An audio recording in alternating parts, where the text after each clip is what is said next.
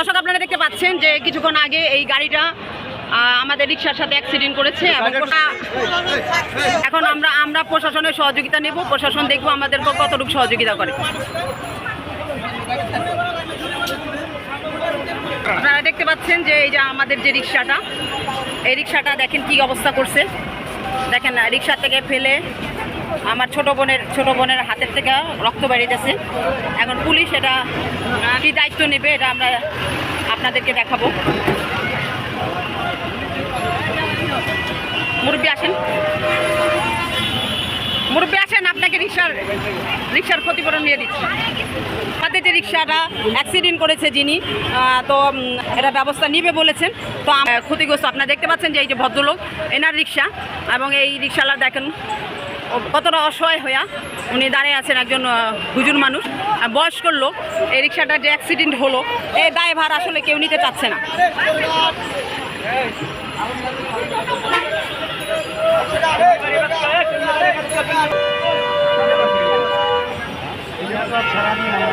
গাড়িটা কোথায় গেছে? গাড়িটা আচ্ছা, পুলিশ বলছে গাড়ি আছেন এবং প্রশাসন এটা দায়িত্ব নিয়েছেন।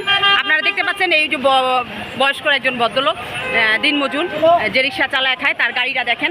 এবং পাশাপাশি যে আমার ছোট বোনের হাতের থেকে রক্ত বেরিয়ে গেছে। আপনার নাম কি? আবুল কাশেম ভাই। আচ্ছা আবুল কাশেম ভাই, আপনি একটু অপেক্ষা করেন। পুলিশ প্রশাসন এটা দায়িত্ব নিয়েছেন, ইনশাল্লাহ আপনি সমাধান পাবেন। উনি সহযোগিতা করতে এমনি আপনার এখানে কয় টাকা খরচ যেতে পারে? আমার এখানে 100 টাকা দিয়ে দিতে যায়।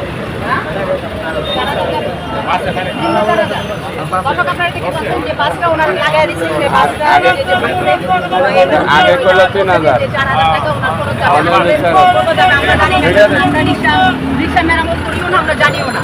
তবে আমরা চাইবো যে উনি যাতে বাচ্চাদের কোনো ক্ষতি না করে, ওনারও যাতে ক্ষতি না হয়, সেটাই আমরা চাইবো। এখানে যে পুলিশ কর্মকর্তা আছে কি বাসের লোক? বাসের লোক। আচ্ছা আপনারা কি চাচ্ছেন এখন?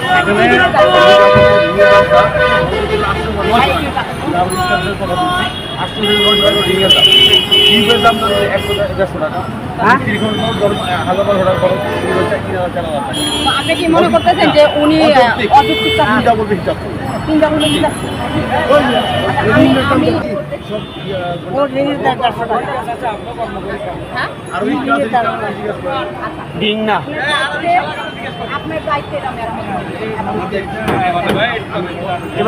প্রতিনিধি তার সাথে কথা বললাম, যার গাড়ি তার সাথে কথা বললাম, এবং প্রশাসন আমরা পুরো ভিডিওটা আপনাকে তুলে ধরার চেষ্টা করবো। আপনারা দেখবেন এবং শেষ মুহূর্ত পর্যন্ত আমরা আপনাদেরকে তথ্য জানাবো। আমাদের সাথে দেখবেন বেমানি করে তার সাথে 2 টাকা খাবো। সঠিক ভাই, আপনারা তাই করবেন। কেউ গরিব মানুষ, আপনারা গরিব মানুষ। 2000 যে তুমি যে সারা দিন রিকশাটা চালাইতে না বাদ দে।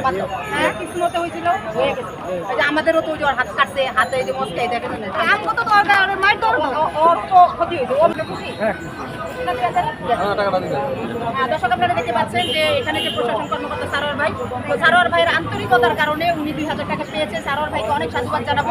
পুলিশ প্রশাসনও ভালো কাজ করে, পুলিশের মানবিকতা আছে এবং পুলিশও অনেক ভালো কাজ করতেছে। ভাই আজকে যে একটা মানবিক কাজ করছেন, আপনার কেমন লাগছে? ধন্যবাদ ভাই, এটা আমাদের নৈতিক দায়িত্ব। আমাদের সম্ভব পারবেন আমাদের কাছে ক্ষতিপূরণ নিয়ে তার ক্ষতিটা লাঘব করা হবে।